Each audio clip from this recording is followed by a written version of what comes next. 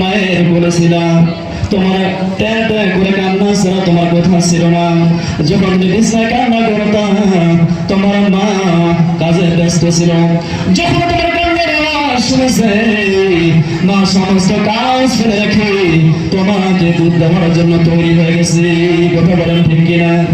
আমার বন্ধুগণ, ওই মহান রব্বুল আলামিন বলেন বান্দারে আমি তোমাদের মার অন্তরে তামাম পৃথিবীর সমস্ত মার অন্তরে আমার এক ভাগ মহব্বত দিয়েছি।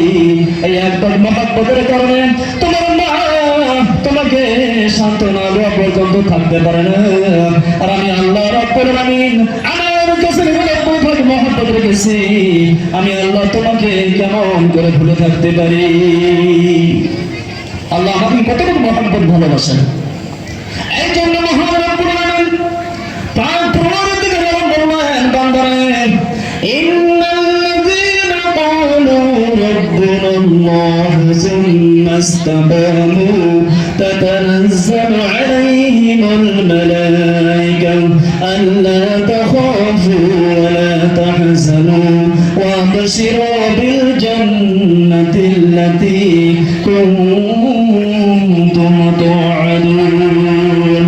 আমার বন্ধুগণ,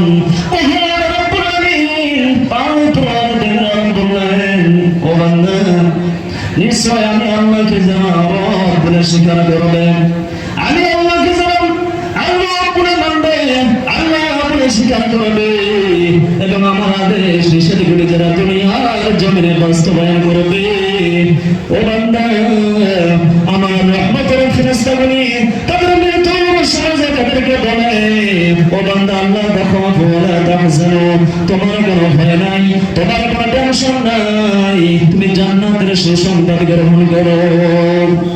কি বলে?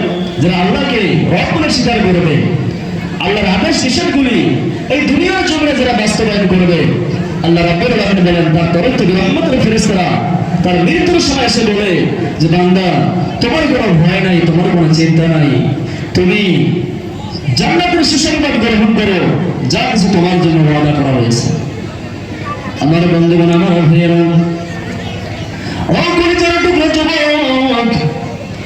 আমরা আল্লাহকে আল্লাহ বলে মানি না, যারা আল্লাহকে আল্লাহ বলে স্বীকার করে ওই মানুষটা কোনোদিন কোনো খারাপ কাজ করতে পারে না।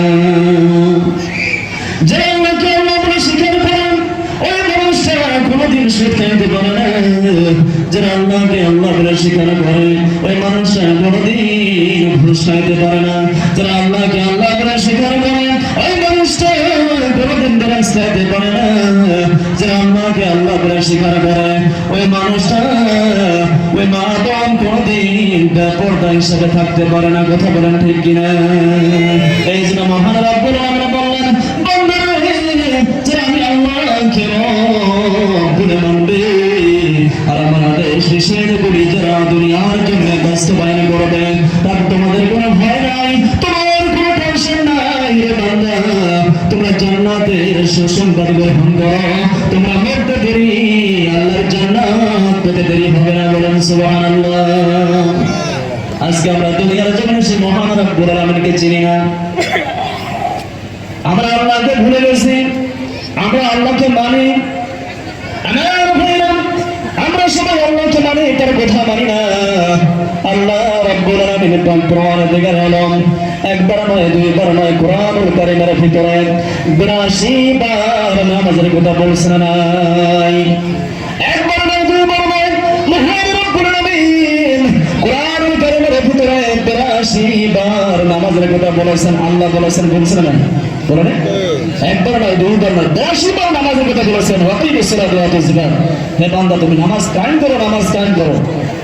আরে যে আল্লাহ আমাদেরকে সৃষ্টি করলেন, আসমান জমিন সৃষ্টি করলেন, যে আল্লাহ আমাদের রিজিকের ব্যবস্থা করে দিতেছেন, যে আল্লাহ আমাদের হায়াতের মালিক, মৌতের মালিক, ধন দৌলতের মালিক, সে আল্লাহর কথা আমরা অমান্য করতেছি। দিনে 82 বার আমরা অমান্য করতেছি। আমার বন্ধুগণ, আমার ভাইরা, ও কলিজার টুকরো যুবক, দেবার গানটা লাগায় শোনো। আমার বন্ধুরা, এই দুনিয়া ছেড়ে সবাইকে অন্ধকার কবরে যাইতে হবে। যে কবরে বাতি নাই সাথে আমার বন্ধুগণ, যে কবরে মা থাকবে না, বাবা থাকবে না রে বন্ধু, যে কবরে দুনিয়ার কেউ থাকবে না, জোরে বলেন থাকবে কি? থাকবে? যে কবরে শুধুমাত্র 3টি সাদা কাপড় নিয়ে কবরে যাইতে হবে।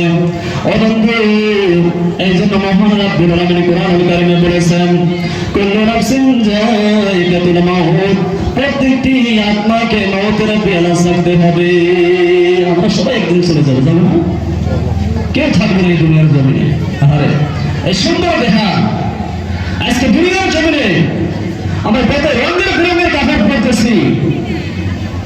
যখন আপনি দুনিয়া থেকে চলে যাবেন, আপনার শরীর থেকে 1000 টাকার জ্যাকেট, 10,000 টাকার কাপড় টেনে টেনে খেলা হবে। আপনি পালনের মধ্যে শুয়েছেন, যে পালন আপনার স্বপ্নে 1 লাখ টাকার পালনে আপনি ঘুমাবেন, সে পালনে শুয়েছেন। যেদিন আপনার ডেড বডি হয়ে যাবে, আপনাকে সে 1 লাখ টাকা পালন থেকে টেনে টেনে টেনে টেনে শুধুমাত্র খবরের মধ্যে শুয়ে রাখবে। কথা বলেন ঠিক কিনা?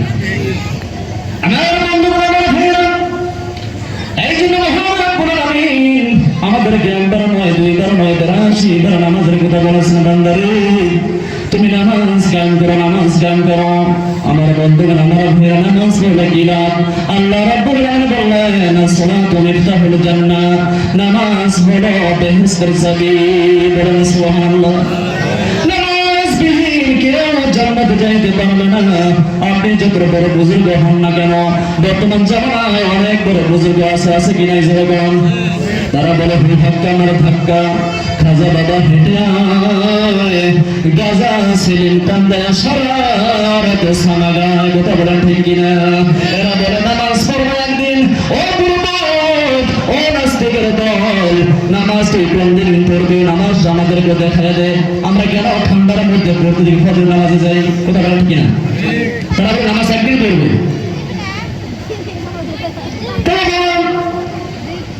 নামাজ নাই, হাসর নাই। আমার বন্ধুগণ, তারা সারাত গাজা টানে আর বলে নামাজ পড়বো একদিন।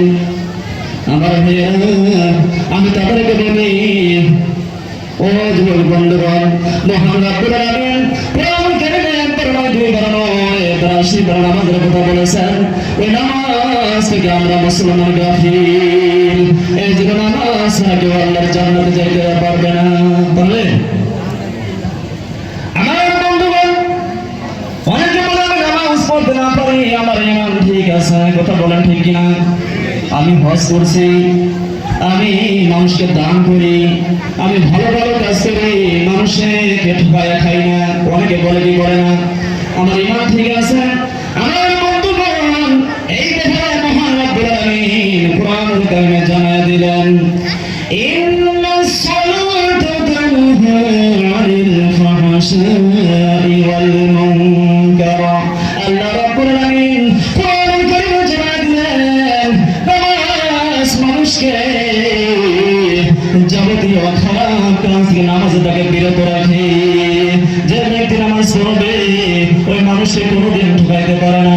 যে ব্যক্তি নামাজ পড়বে, ওই মানুষকে কোনোদিন শিক্ষাইতে পারে না। ও যুবক ভাইয়েরা, যে ব্যক্তি নামাজ পড়বে, ওই মানুষটা কোনোদিন তার জবান থেকে মিথ্যা কথা বাহির হবে না।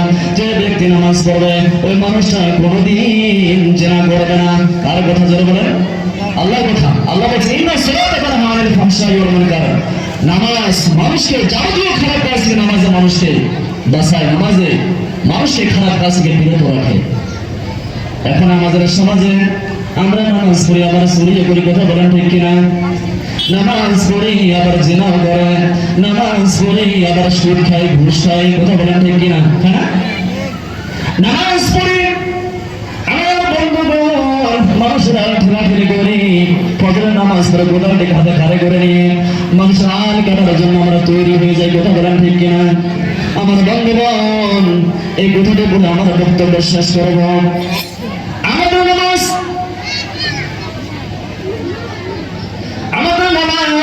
আমাদের খারাপ কাজ থেকে বাঁচাতে পারে না। কারণ হলো আমার বন্ধুগণ, আমরা ভাইয়া সামান্য একটি ঘটনা বলে শেষ করবো ইনশাআল্লাহ, 2-4 মিনিট সময়।